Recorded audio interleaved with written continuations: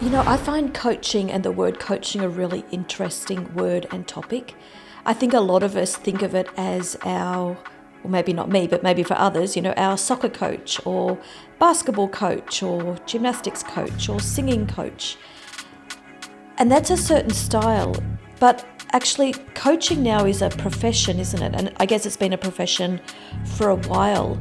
But how can we help our listeners here understand what coaching actually is and how it's different from everything else that we've heard, whether it's mentoring, consulting, training? The safety advisor, the safety practitioner, is called a safety coach.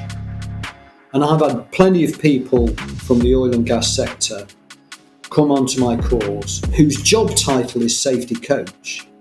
But what they've said is that before attending my course, they've never been given any training in coaching. And so there's this understanding that rather than call them the safety advisor or the safety specialist or the safety officer, they want them to be called safety coach because they want them to be trainers developing others. My perception is that I work in manufacturing sites also, and the safety professionals lose the ability to asking questions, the curiosity. When you analyze some incidents, investigation, you understand, where is the ability to ask questions. You see questions that need to be asking and they never asking. So how we can work with them?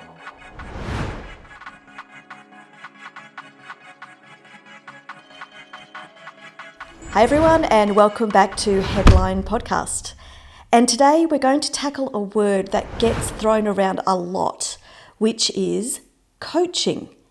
Now, is it training? Is it mentoring? Or is it just another buzzword? Or could coaching actually be the missing piece in how we approach health and safety? And to help us sort all of this out, I'm joined by someone who knows this space inside and out. Michael Emery is a chartered safety professional, an accredited executive coach, and a founder of Securus Health and Safety. And he's also the creator of the IOSH-approved Coaching for Safety program, which is the first of its kind to bring structured coaching into the safety profession. So really looking forward to this conversation. Actually, Andres and I were talking before. She is a coach, and I've just started doing coaching training myself. So in about another 6 months, perhaps, I'll be an accredited coach as well. And we're just thrilled to have Michael here. I think he's one of the very few people out there who are accredited, has an accredited course and also works in this area. So Michael, welcome to Headline Podcast. I'm very pleased to be here. How are you? I'm good. Hey, tell the audience a bit about you, because you've got a really interesting background, right? Yeah, well, I'm supposing that you're asking me about my health and safety background more than anything else. You don't want to hear about me being a rock star when I was in younger years. I'm a career health and safety specialist. I first got involved in health and safety in about 1988. And for many, many years, until 2012, I would just have described myself as a sort of traditional systems-led health and safety advisor. But then everything changed in 2012 when I discovered what coaching was all about.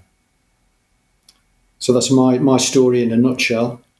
Excellent. And we want to explore more today, okay?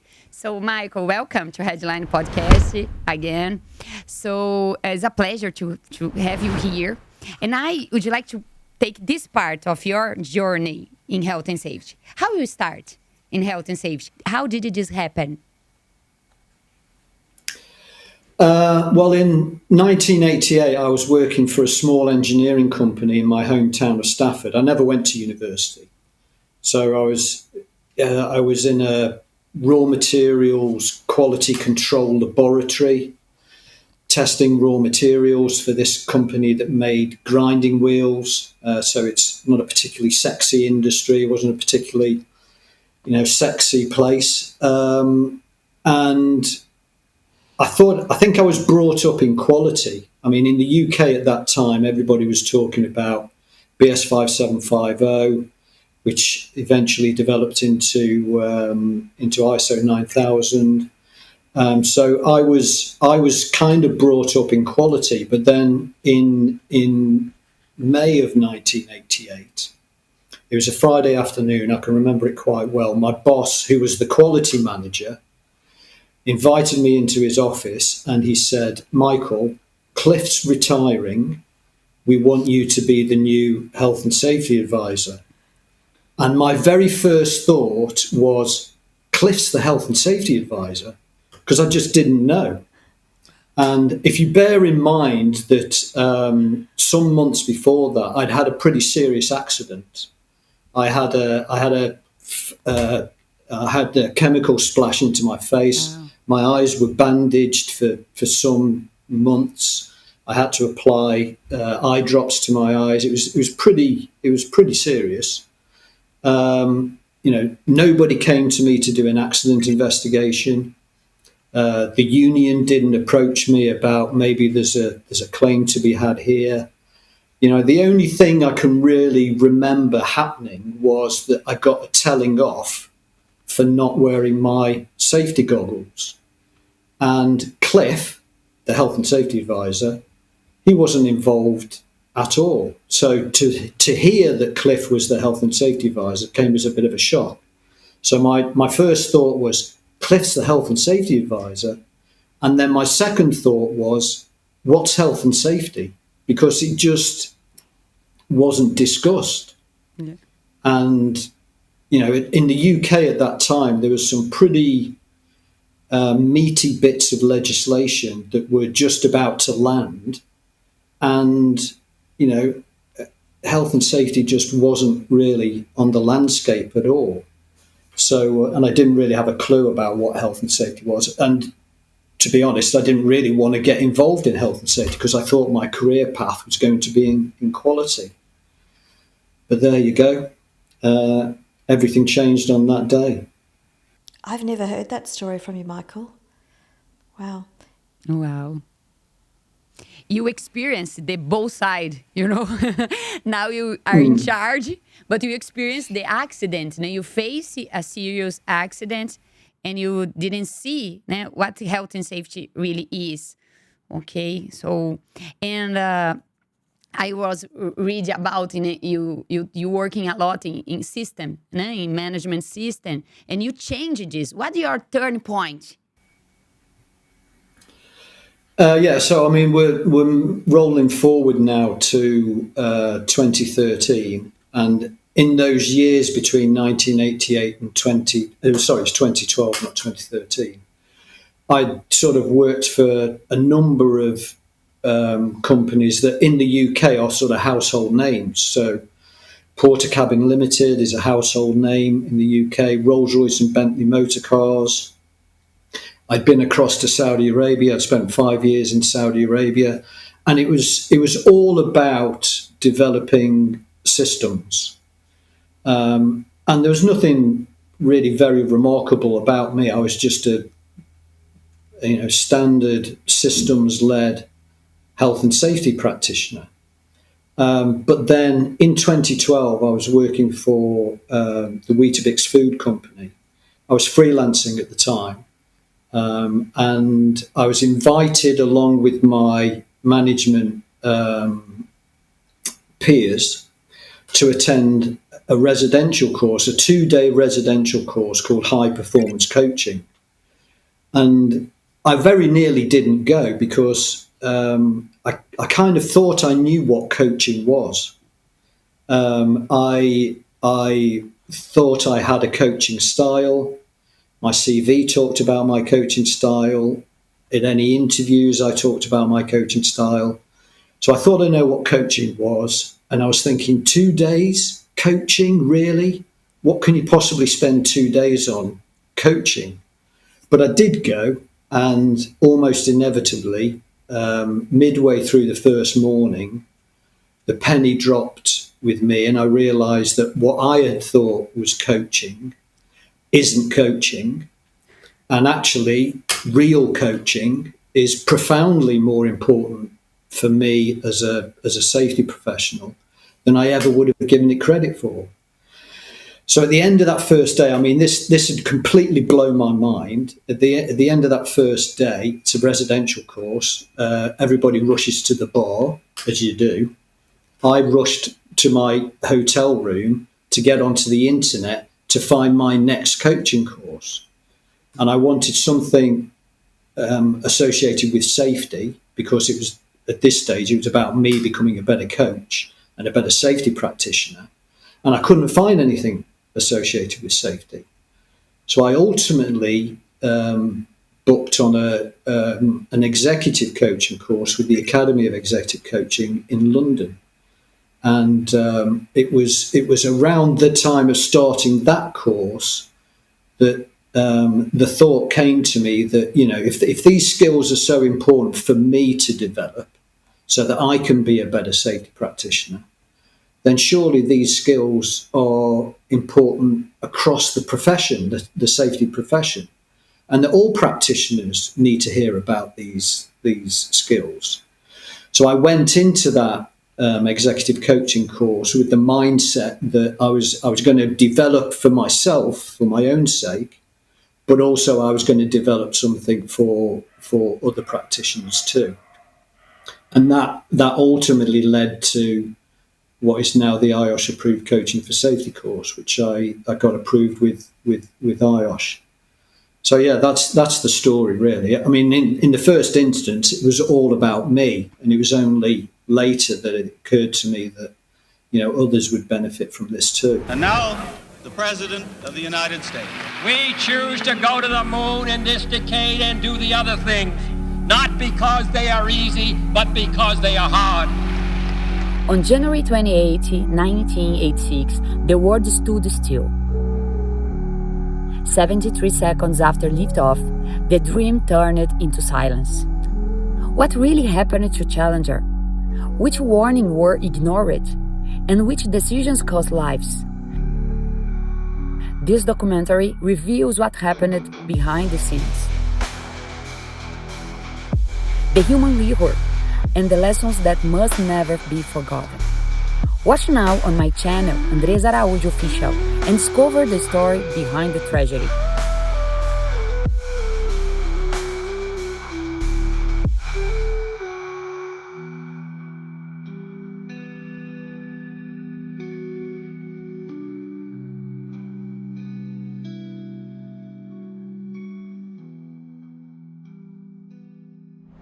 Do you ever wonder whether you're making the impact and have the influence that you're really, really looking for in your corporate career, perhaps if you're an entrepreneur or doing something else?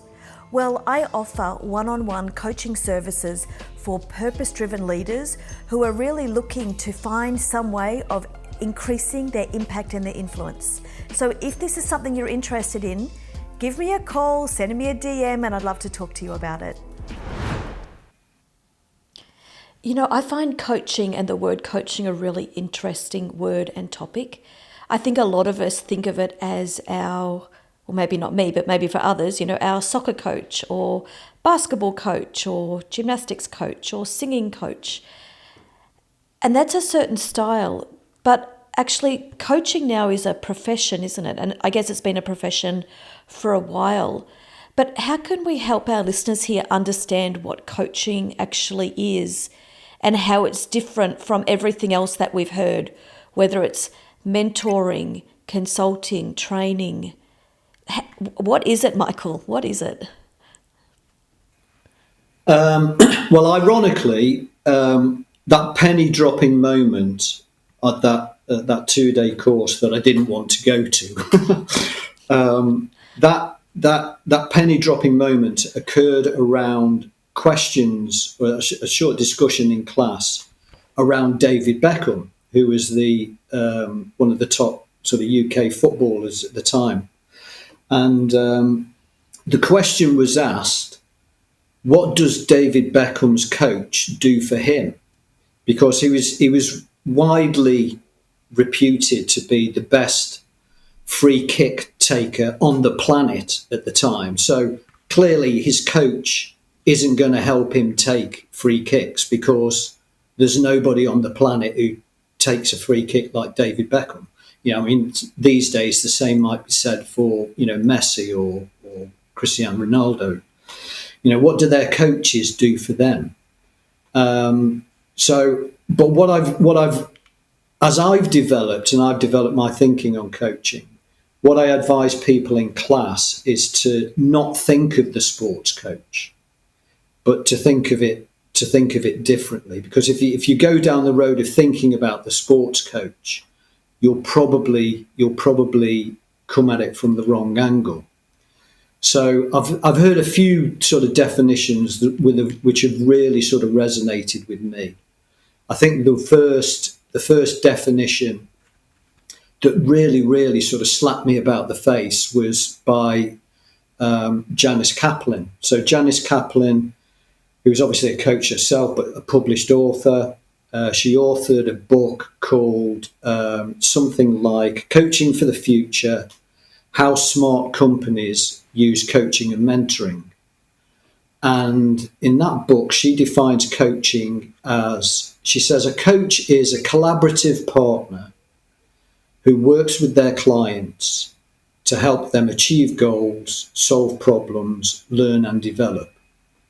And when I heard that, it really punched me in the face, because, I mean, I kind of swapped a few words around, but what I heard was a collaborative partner who works with their colleagues or clients to help them achieve goals, solve problems, learn and develop. And I thought, that's exactly what I aspire to be. In a safety context, I aspire to be a collaborative partner working with my operational colleagues, and I'm a freelancer, so I put clients in there too, to help them achieve goals, solve problems, perform better. I aspire to be that collaborative partner. And frankly, I think all safety professionals should be aspiring to be that collaborative partner. So that's the first definition that really sort of slapped me about the face.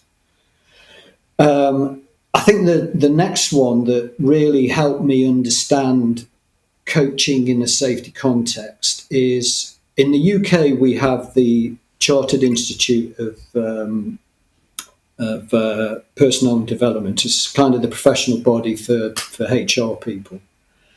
And I'll be paraphrasing here, but on their website, they define coaching and mentoring like this. So they say that coaching is a non-directive form of development in which the coach uses highly developed questioning and listening skills to pull ideas, suggestions, and plans from the coachee.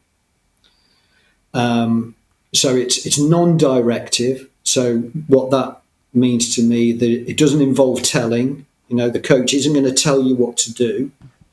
The coach, through questioning and listening, is going to help you explore your understanding of what's going on and what's possible, so that you can make the best decision for yourself.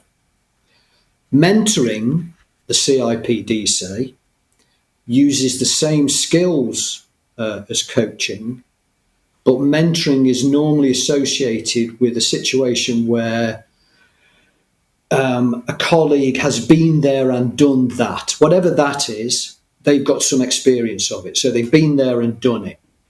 And they can share their experience of having been there and done it. Now, again, it's non-directive, because they're not telling you what to do. But through sharing their experience, hopefully you're going to make a better decision for yourself from having heard their experience. So they are very, very similar. And I guess the defining difference between a coach and a mentor is that a mentor has this knowledge and understanding through the experience of having been there and done it, which a coach doesn't have. which in itself I think is mind-blowing, because when I realised that, as a coach, equipped with good questioning and listening skills, I could support my operational colleagues to find ways forward, even when I had no experience, any relevant experience to contribute at all. I mean, that's mind-blowing.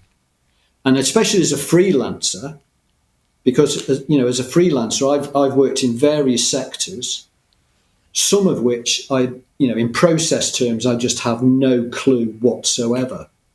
And I can't contribute on a sort of process technical level at all. But I don't need to know that stuff, because my colleagues know that stuff. And what I can bring to the conversation is, I can bring those questioning and listening skills, which will help them explore what they know and understand about what's going on and what's possible.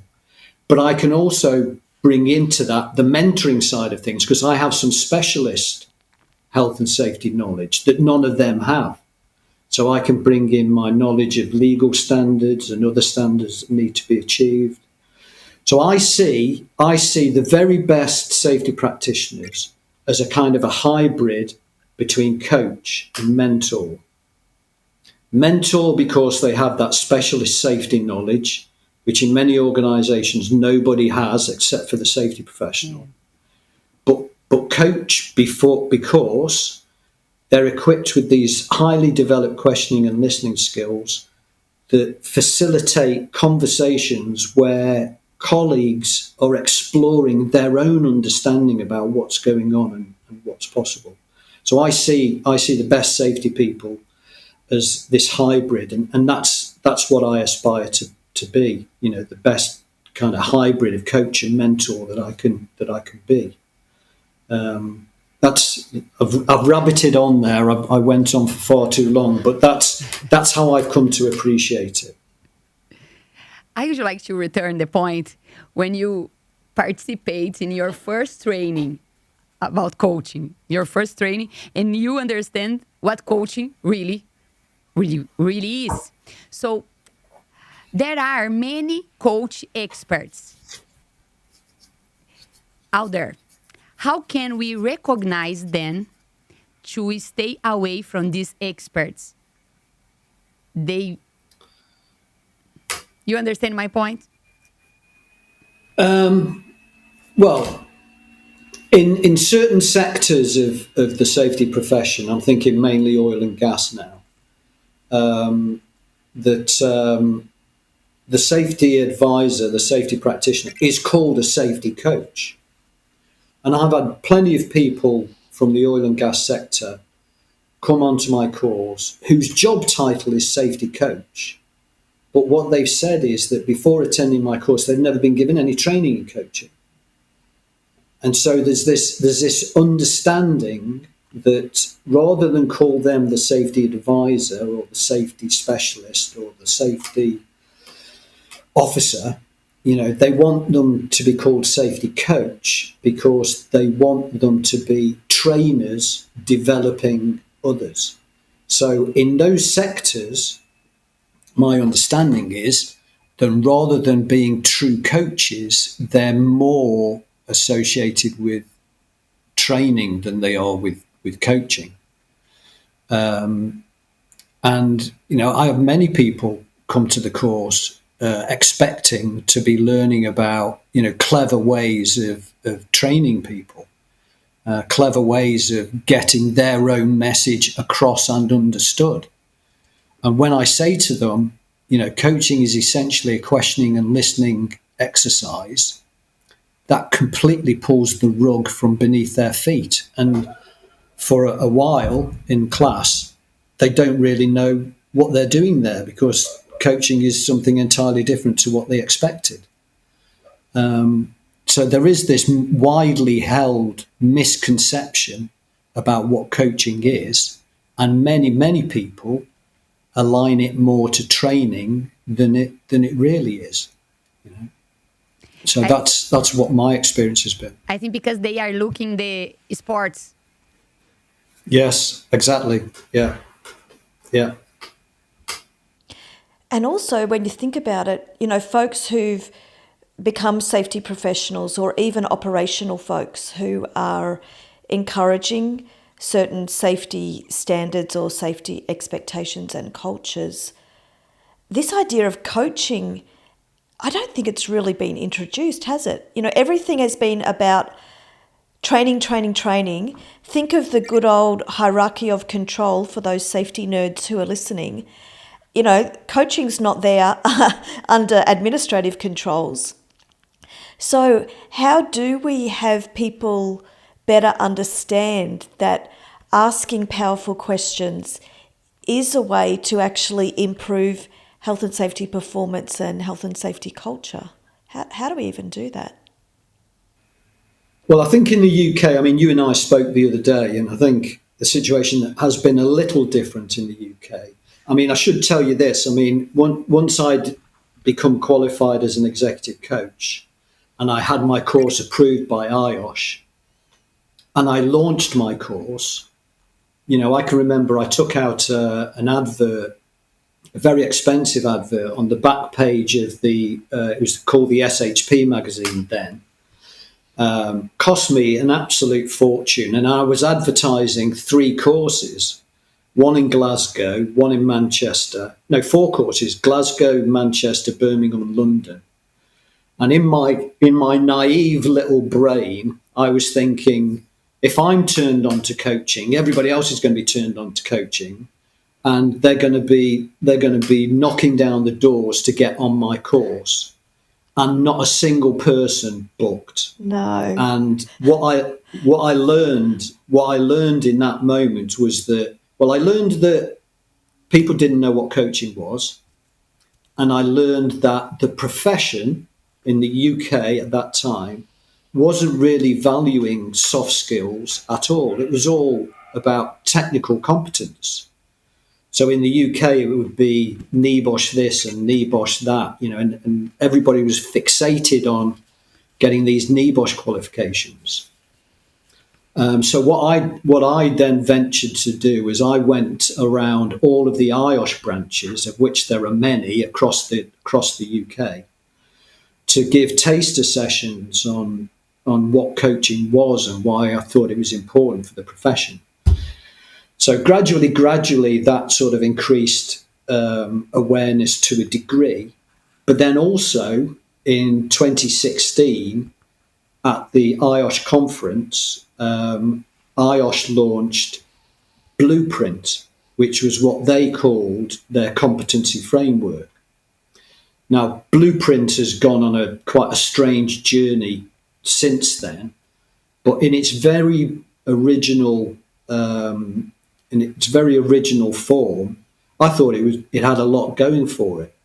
And it, in IOSH words, they said it described what good looked like for safety professionals. And there were 4 different categories in the original blueprint, and one category was about influencing and engaging. And it didn't mention coaching. The word coaching didn't appear in it, but it was obviously about coaching type skills. Of course, it was talking about active listening, and it was talking about collaboration, body language, questioning skills. It was talking about all the things that are central to being a sort of good coach.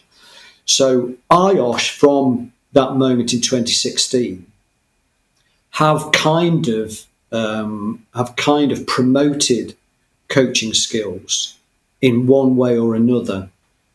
So there is more of an awareness in the UK, I think, to what you were describing you had experienced in the US, which is kind of ironic, really, because, I was brought up in the UK thinking that, everybody in the US had a therapist.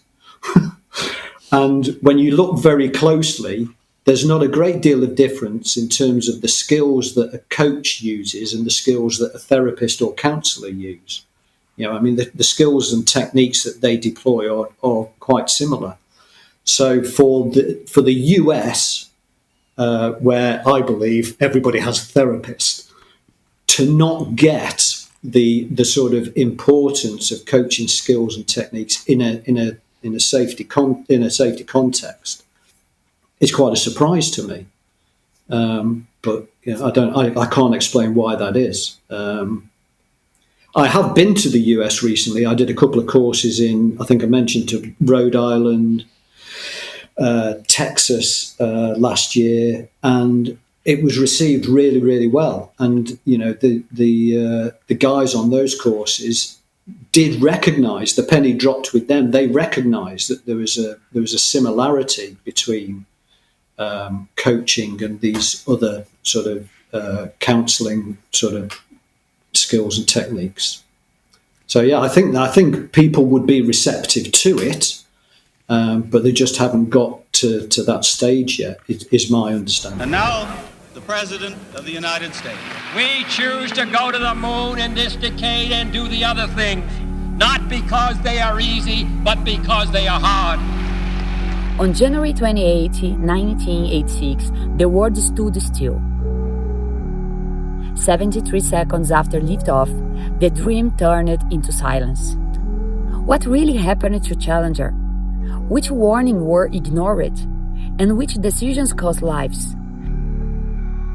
This documentary reveals what happened behind the scenes. The human mirror and the lessons that must never be forgotten. Watch now on my channel, Andrés Araújo Official, and discover the story behind the tragedy.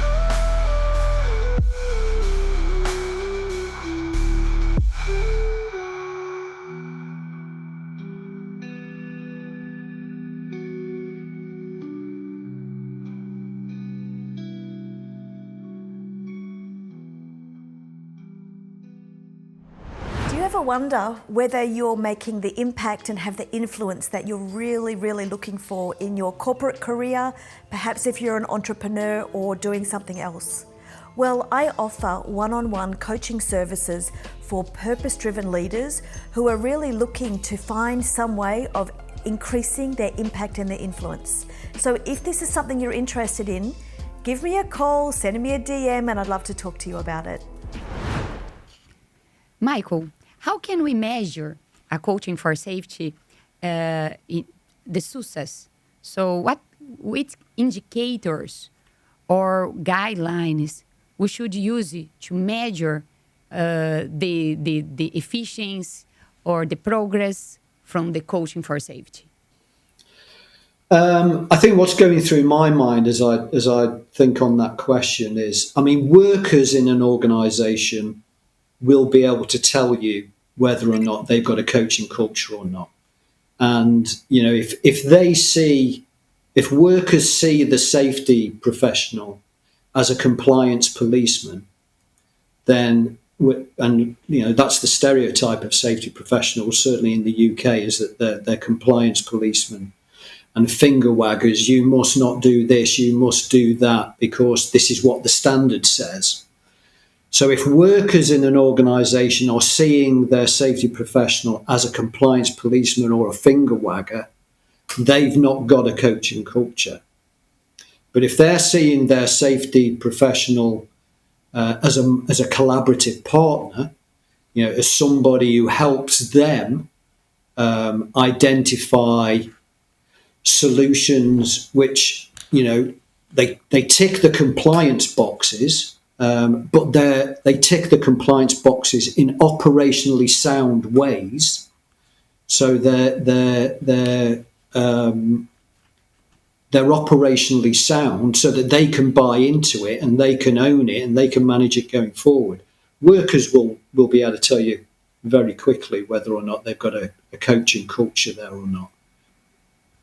And I think they have a connection, this culture, this coaching culture, this collaborative attribute, I think is connected with the psychological safety. Do you have experienced this kind of thing, that you see the psychological safety improve, the climate improve, the trust improve when the maturity about coaching culture is in a progress way? Well, I think it's fairly obvious that if you have sort of compliance policemen as your safety professionals, and they're out to sort of take people to task for not complying then in a psychological safety sort of sense, that's going to be quite challenging. But if you have safety professionals who are collaborative, who are prepared to work with the operational people to understand the constraints of the work, and to understand how to identify operationally sound ways of achieving compliance, then from a psychological safety point of view, that's got to be better, I would think. So that's what occurs to me when you ask that question. It seems self-evident that if you have people who are willing to work together and collaborate together, that's got to be a better safety culture, I would think.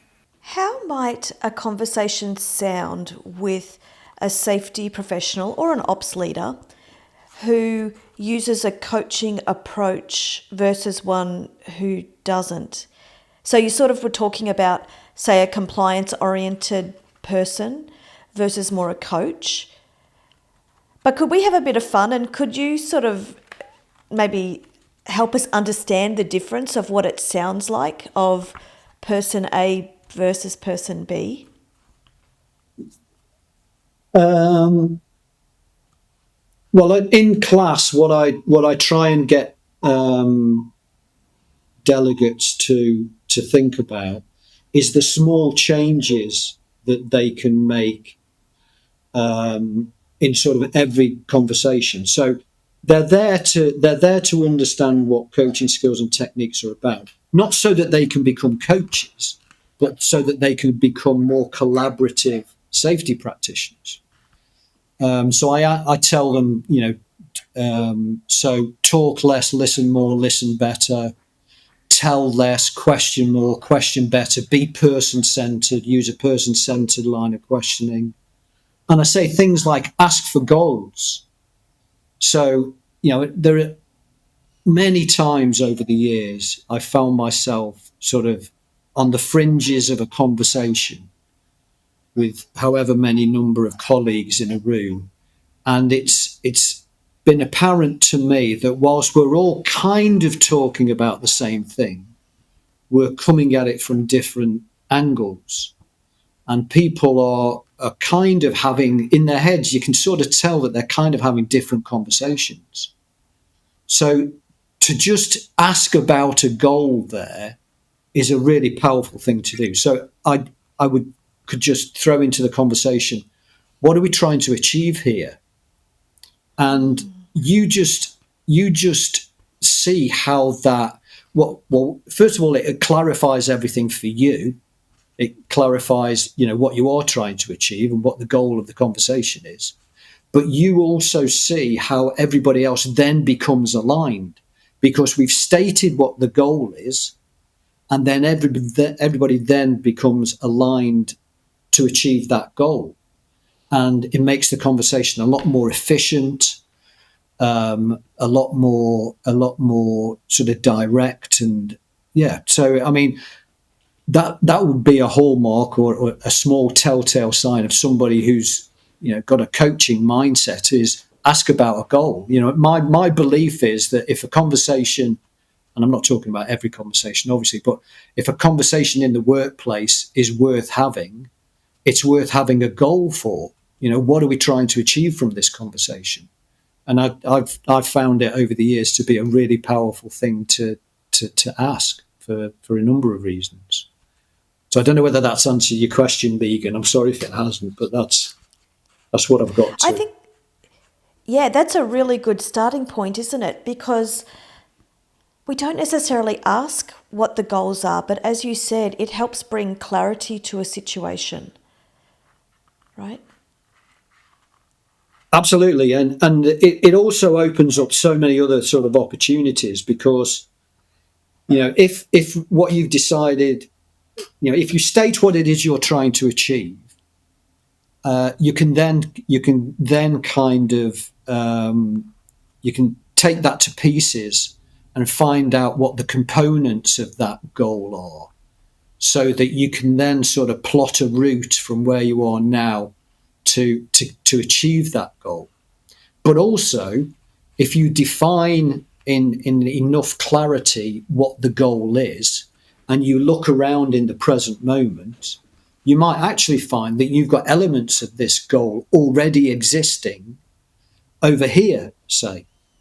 And then if you wanted to, you could go over there and see what it is that's happening over there that allows that goal to exist over there. And then you can learn from that and then hopefully make some changes to allow that goal to exist over here. So if you define the goal clearly enough, there might be an opportunity to sort of look around in the present moment to find examples of that goal, however small, however fleeting, to find examples of that goal that already exist that you can then go and investigate and learn from.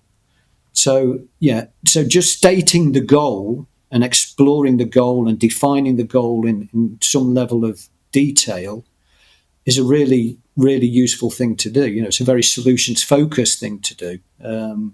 I find it really powerful. And challenging, special for the safety professional. I think this kind of culture, coaching culture, is challenging for the safety professional. And I'm interested here. What's the most impacting feedback you received from someone who participates in your coaching training? Well, you're asking me to blow my own trumpet now, but there is, so I will. There's one lady who attended a course, I don't know when, let's say 2016 or something, and she's reached out to me a few times since then, just to sort of say hi and have a bit of a catch up. But just a couple of months ago, maybe 3 or 4 months ago, she wrote to me and she said that the Coaching for Safety course should come with a strap line that says this could change your life, because she believed it had changed her life.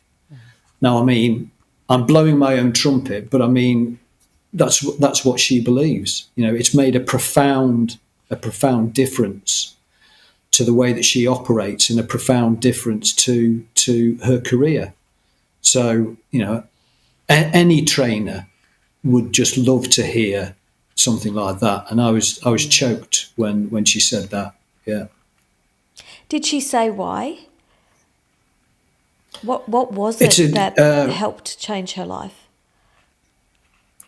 Well, I can't remember her exact words, but it was. I mean, I used the phrase penny dropping. It flicked a switch in her head, and she saw that she could be different. She saw that she could operate differently, which would not only be more useful to her colleagues in terms of improving compliance and improving performance, etc., etc. So it would be beneficial to her organisation, but it made life more enjoyable for her, because she developed an interest in coaching, and developing as a coach became something that was really important to her. And I mean, it's easy to say, but being a coaching type of practitioner is a bit more fun than being a compliance policeman type of practitioner.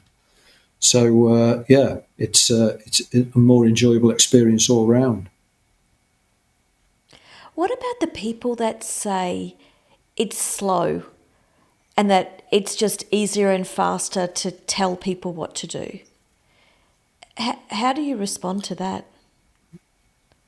Well, I mean, that presupposes, Megan, that you know what to do. That presupposes that as the safety practitioner, you've got the answer. Now, as a freelancer, and there are plenty of other freelancers out there who will appreciate this, I'm sure, you operate in different sectors, in different fields, where you just don't have experience or knowledge, and you don't know the answers because you just don't know enough. I tell a story, and this is true. There was a period at the end of sort of 2017, 2018. I was working with these 3 clients at the same time, and occasionally I would visit them in the same week. So I was working for a Spanish food company who was setting up a company in the east of England, making classic English biscuits. So the sort of things that English people like to dip in their tea. So they were making those classic English biscuits. So I would visit them in the week.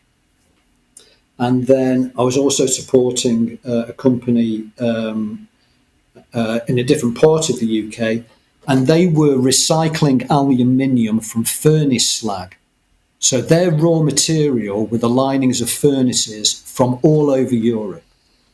And it was a horrendous process. It was their raw materials were like boulders, the linings of furnaces. So it was a horrendous. It was dark, it was dusty, it was noisy, and somewhere in the process they were using ammonia to extract the aluminium. So ammonia stinks, so the whole bloody area smelt bad. It was just it was a horrendous sort of process.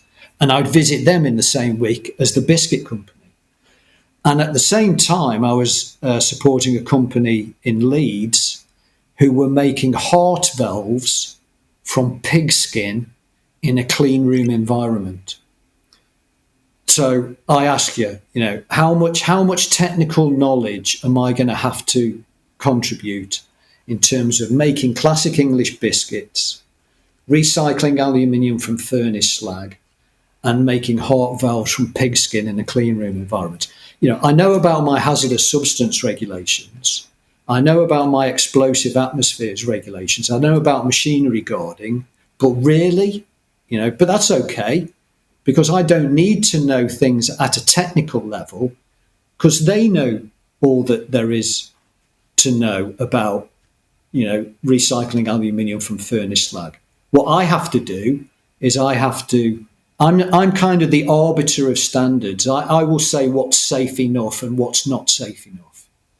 But then I have to tap into what they know about what's going on and what's possible to find the most operationally sound way of achieving my standards. So that's the mentoring bit in there, because I know about the standards that need to be achieved. But that's the coaching bit in there, because I need to collaborate with them to find operationally sound ways of achieving my standard. So yeah, I don't know whether that answered your question, but that's where I got to. And now, the President of the United States. We choose to go to the moon in this decade and do the other things, not because they are easy, but because they are hard. On January 28, 1986, the world stood still. 73 seconds after liftoff, the dream turned into silence. What really happened to Challenger? Which warnings were ignored? And which decisions cost lives? This documentary reveals what happened behind the scenes. The human mirror and the lessons that must never be forgotten. Watch now on my channel, Andrés Araújo Official, and discover the story behind the tragedy.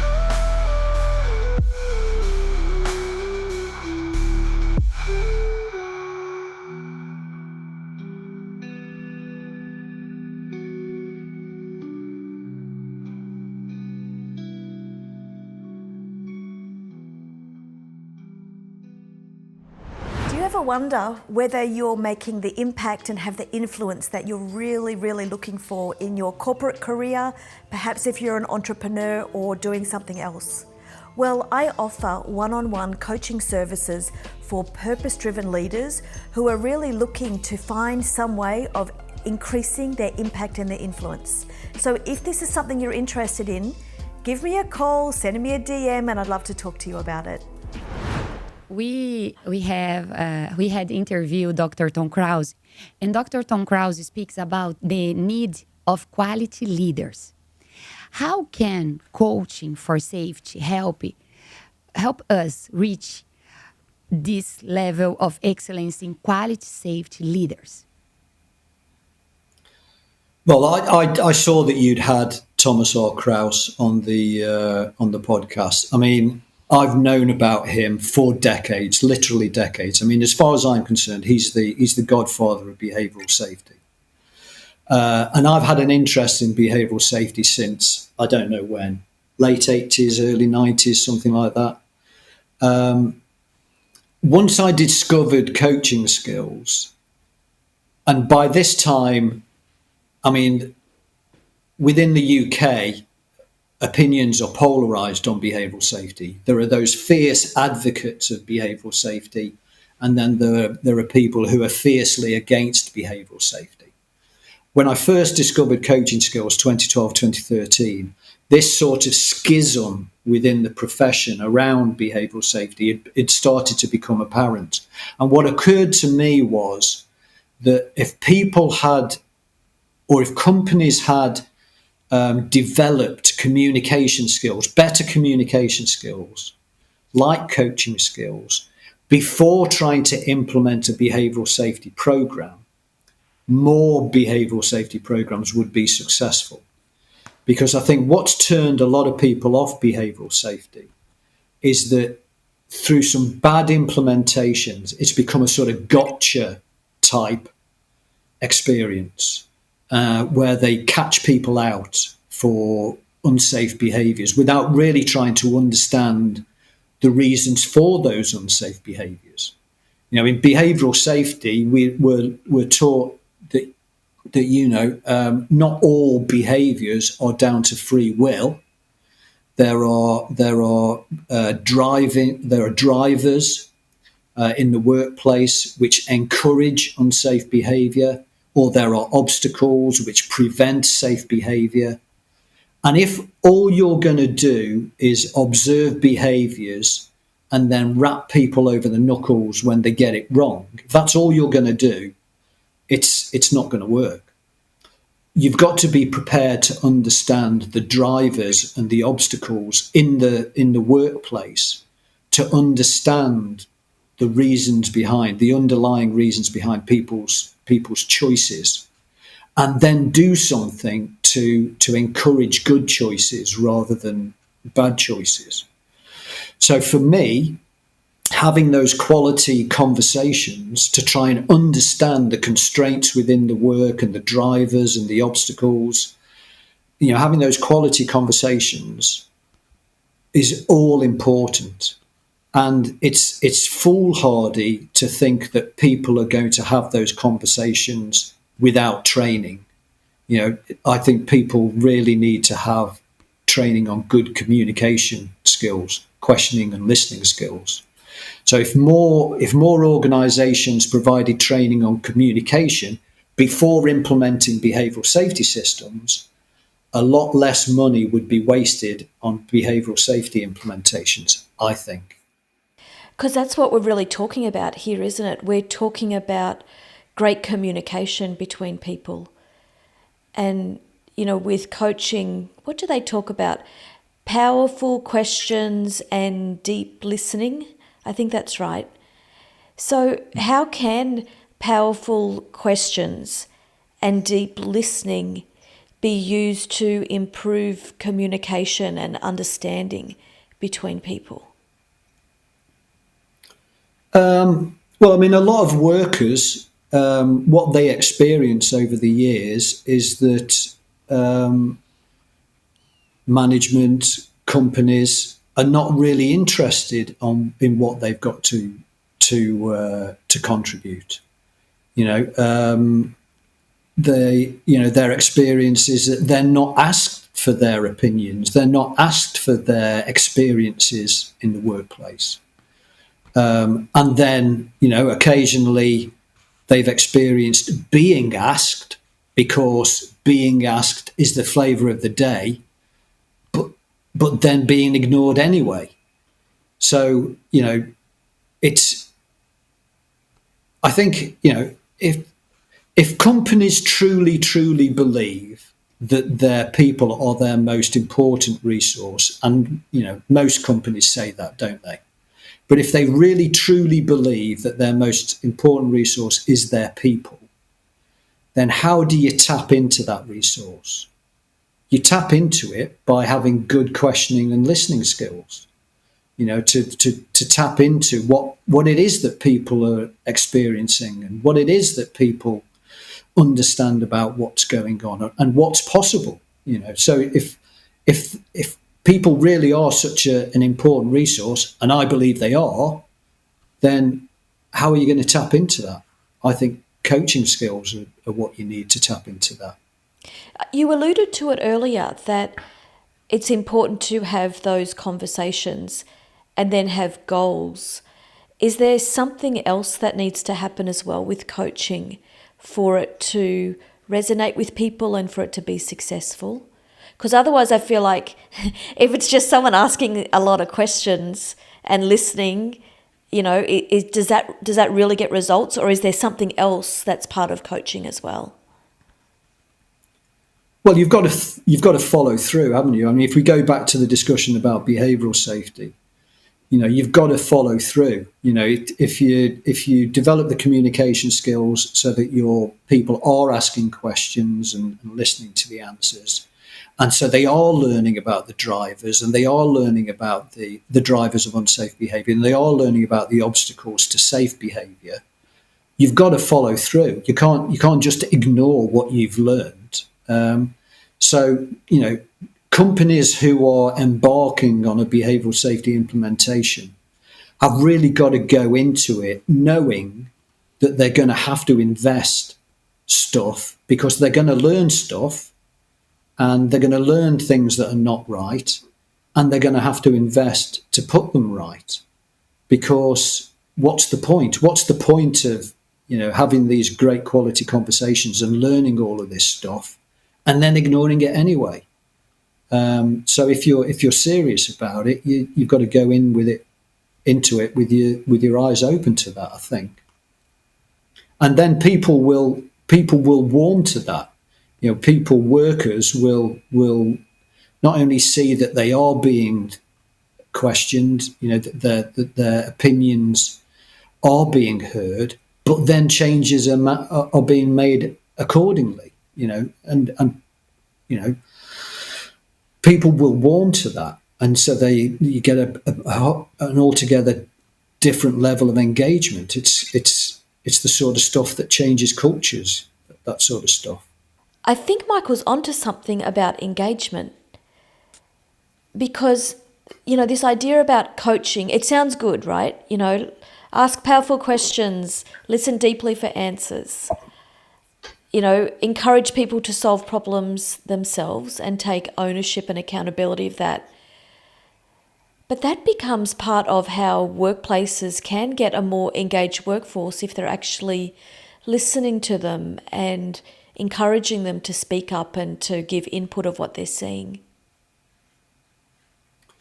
Absolutely. I mean, people like us, safety practitioners, we need to engage with people in a way that encourages engagement back. And the stereotype of the compliance policeman is not somebody that encourages engagement back. So we've got to engage in a way that encourages engagement back, but we've got to follow through too. If we're learning about stuff, if we're learning about people's experiences and the constraints within which they operate, and that's bad because it's encouraging unsafe behaviours, or it's leading to hazards that could result in injuries. You can't just ignore that. You've got to follow through. And if people see that, if people feel heard and see that you're following through or doing your best to follow through, then that's the sort of stuff that changes cultures, I think. I was thinking about it. Coaching is a competence, in the fundamental competence in the organization, in the culture organizational, I think. But I would like to hear you about your recommendation. If you have a company that is starting in a journey, in a journey to implement culture in culture.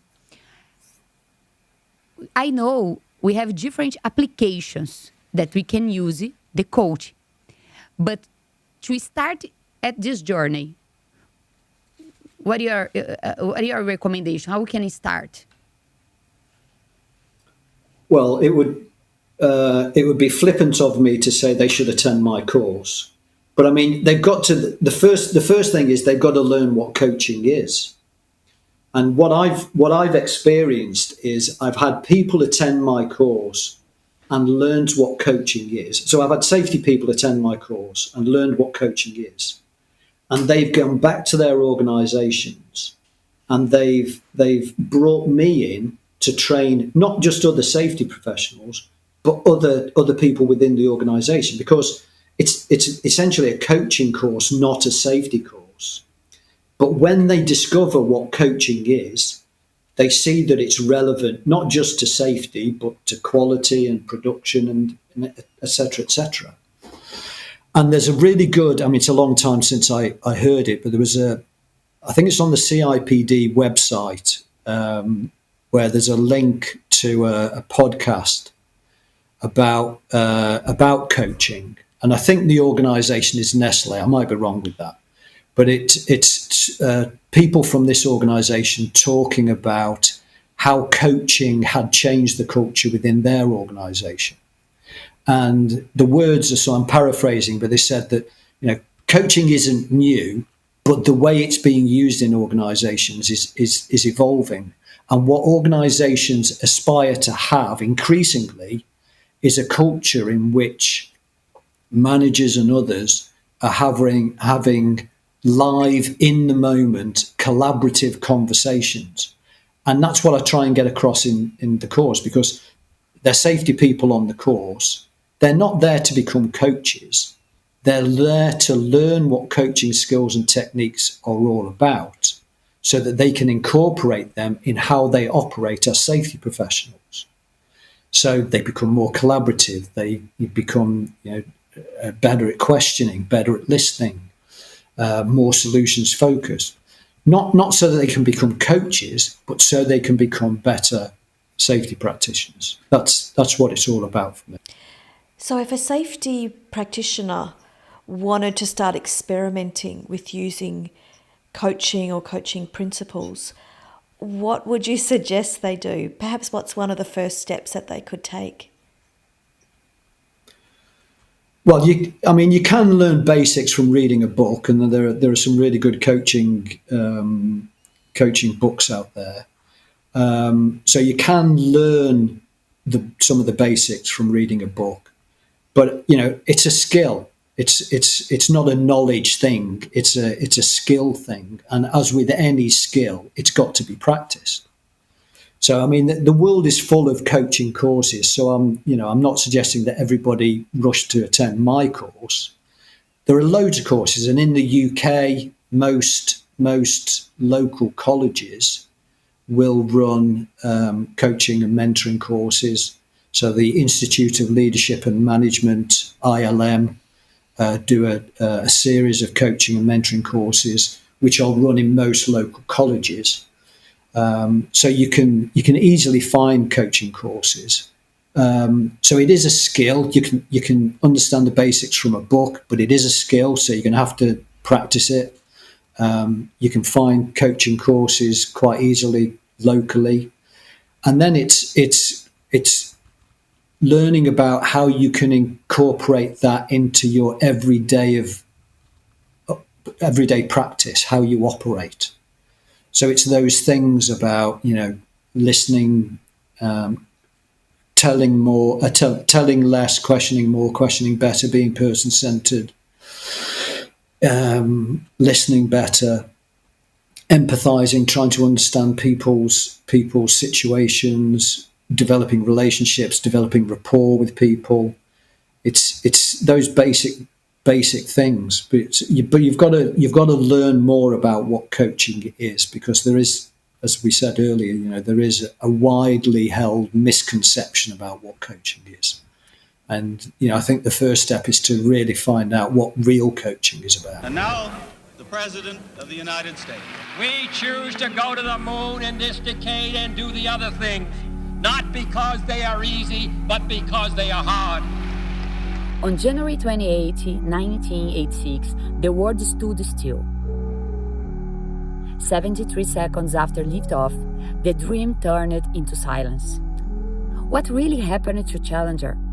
Which warnings were ignored? And which decisions cost lives? This documentary reveals what happened behind the scenes. The human mirror and the lessons that must never be forgotten. Watch now on my channel, Andresa Araújo Official, and discover the story behind the tragedy.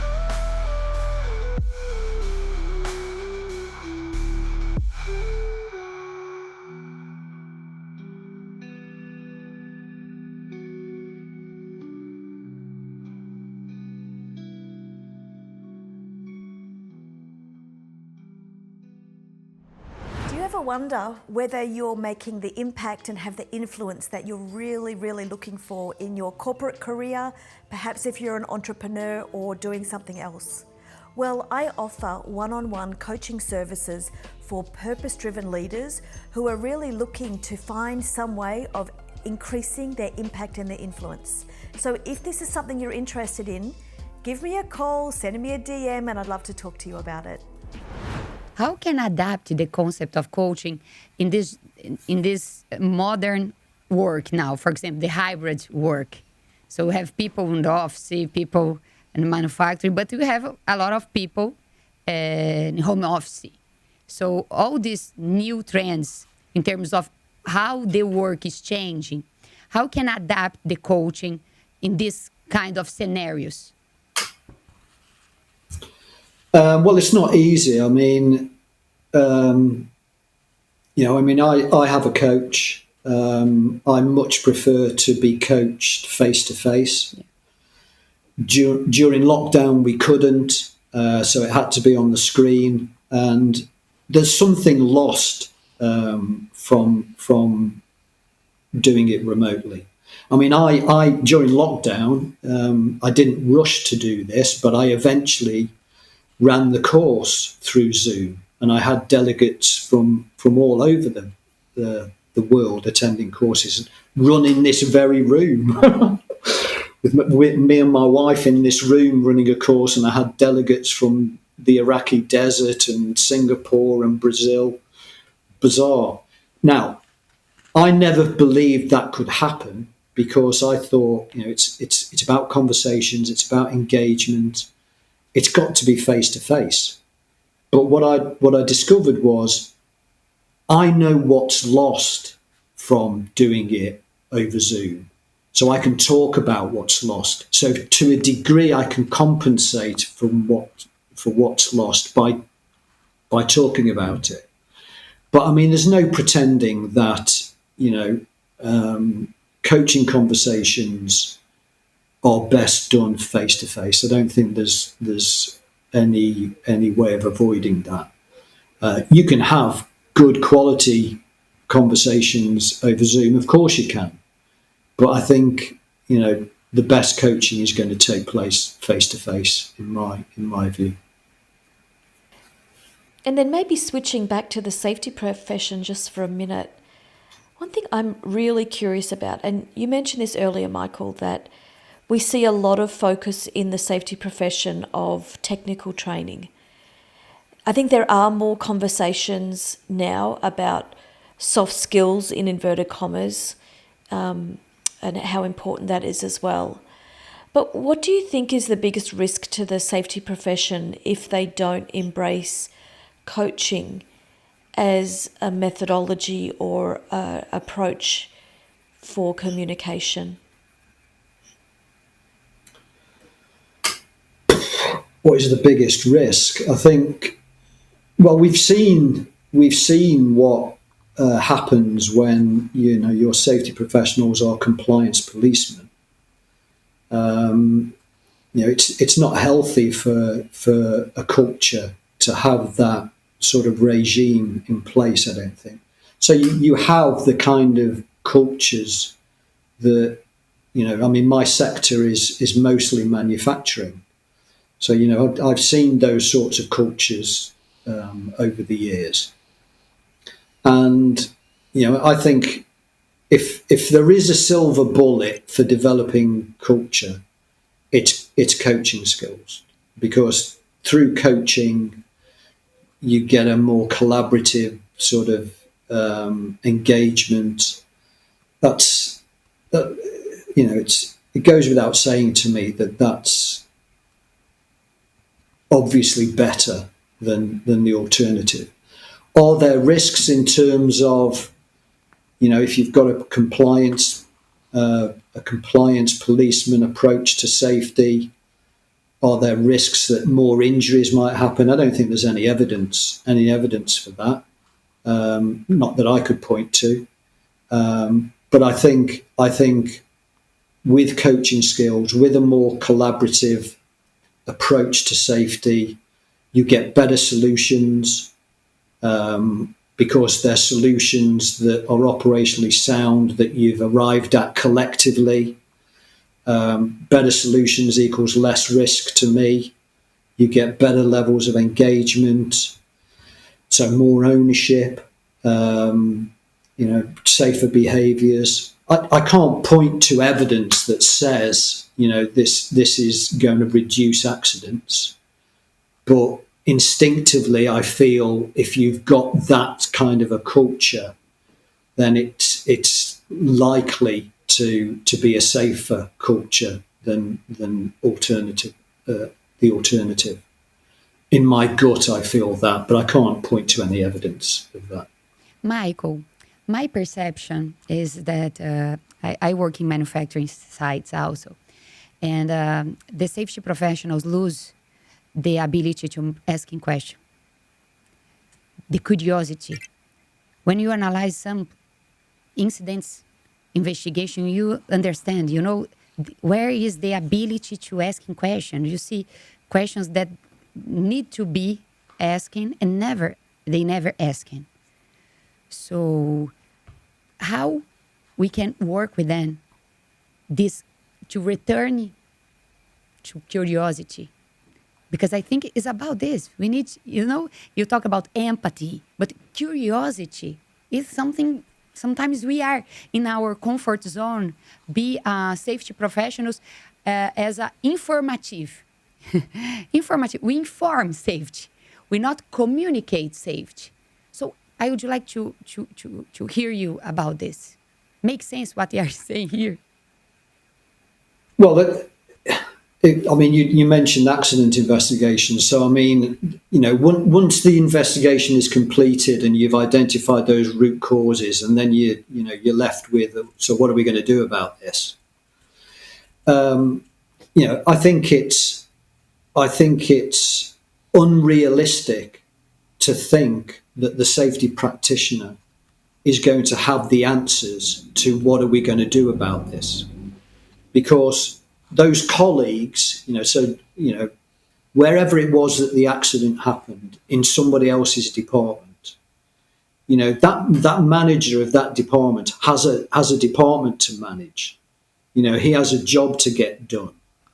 So what are we going to do about this? He or she has to be involved in that conversation, because the change that you're going to want to make to stop this accident happening again has to be operationally sound, because he or she has a job to do and a department to run.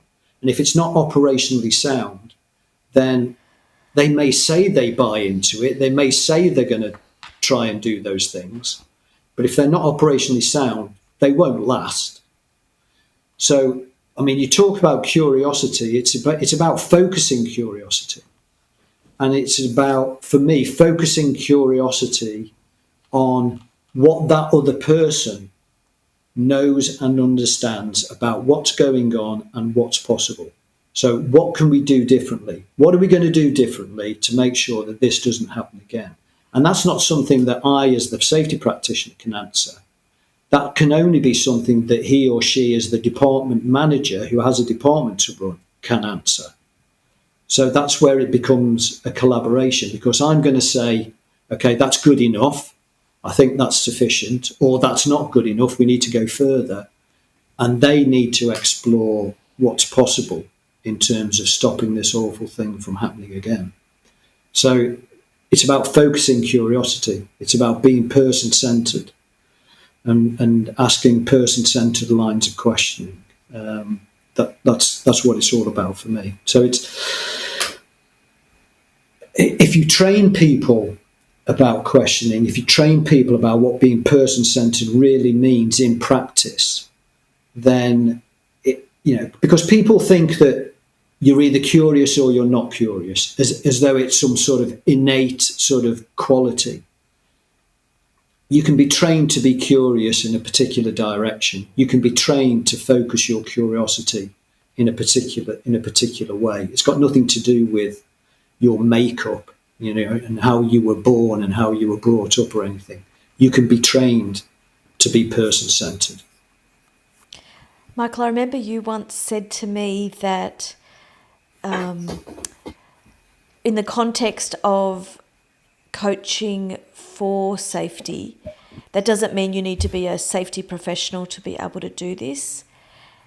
And actually, I think even to be a coach, the whole idea is that you don't have to be an expert in that area. So are there other doors that can be opened to use coaching in different contexts as well? We're talking here quite a bit about safety professionals, but I'm guessing that there's an opportunity to have different contexts and different discussions with a coaching type of framework, if you like. That reminds me of, because one of the things I say when I talk about making the transition from being the sort of practitioner that you are now and transiting into this sort of collaborative coaching type of practitioner, what I'd say is find a role model. And I say that because there was this guy called David who worked for Weetabix at about the time that I was doing this coaching course with the Academy of Executive Coaching. And David was this very senior operations exec. And absolutely nobody had a bad word to say about David. Everybody thought he was brilliant. Okay, but it was kind of difficult to put your finger on why he was so brilliant. I mean, he was a nice enough fella, but I mean, his desk was always clear.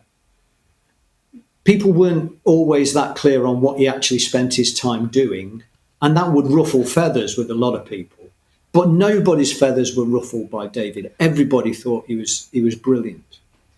And it was only when I discovered what real coaching was about that I realised that he was a bloody good coach. Now, he would never have described himself as a coach. He would never have described his way of operating as coaching. But that's exactly what he did. He listened more than he talked. Sometimes he'd go through a whole bloody meeting without saying anything. He listened more than he talked. He questioned more than he told. And when he did say things, they were so on point and right. They were almost obvious. It was almost as if you knew it yourself, but it took David to say it for you. And he was just such a bloody good coach. Now, he wasn't a safety specialist at all. He was operations executive. And I've come across other people, not quite like David, but I've come across other people in different fields in quality who are also, their style is a coaching type of style. So there is just coaching, and in the same way that you can find different counsellors, so you can find marriage counsellors and grievance counsellors and life counsellors, and you can find different types of coaches. You can find life coaches and various different types of coaches. There is just coaching, and it's as valuable in safety as it is in anything else. And it's a way of operating. It's a way of being, I think, that isn't sector or profession specific at all. Yeah, it feels like to me that it is something that everyone should get curious about and try it at least once. Hopefully they'll have a good experience with it, and just to see how it feels and the difference it makes. I know for myself personally, I have an ongoing coach, and we meet each week. And I find it helpful in clarifying my thinking, so getting more clarity about where I'm thinking, and then also progressing things forward. So whereas when I don't have the conversations with the coach, I sort of get stuck and ruminate on things. But I actually look forward to those coaching conversations because I need to come in prepared with a question. You know, I as the coachee or the client, you know, it's my responsibility as well to be organised and to be thinking about this stuff. And so I find it helps me just be able to move forward each day and each week as well. And perhaps that's another thing for people to consider and to think about as well, is this forward movement that you can make when you have coaching conversations with people. Absolutely, yeah, absolutely. I have one question. It's a last question, but it's a challenging, okay? So feel free if you want to answer, okay? Michael. So what question is a new question for me, okay? I will try with you. You are first person that I will try. So what question would you have liked me to have asked, but I didn't?